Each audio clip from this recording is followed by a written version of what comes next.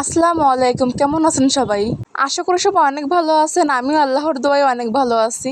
এখন আমরা যাচ্ছিলাম বাজারে একটা বার্থডে কেক কিনতে আর কিছু প্রয়োজনীয় জিনিসপত্র কিনতে।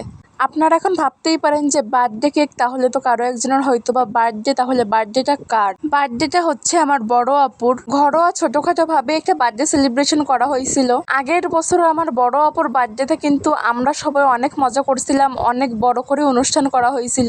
কিন্তু এবার আমার বড় আপু অসুস্থ থাকার কারণে এবার আমাদের তেমন একটা মন মানসিকতা নাই ওভাবে একটা বার্থডে সেলিব্রেশন করার অত বড়ভাবে। তাই আমরা একদম ছোট ঘরোয়াভাবেই আমার আপুর এই বিশেষ দিনটা সেলিব্রেশন করার চেষ্টা করেছি। তাই এখন আমি আর আমার আম্মু যাচ্ছিলাম বাজারে একটা বার্থডে কেক কেনার জন্য। আর বাজারে আমার আম্মুর কিছু প্রয়োজনীয় কাজ ছিল, আজ সেটাও সেরে আসবো। আর এখন আমরা চলে আসলাম কেকের দোকানে।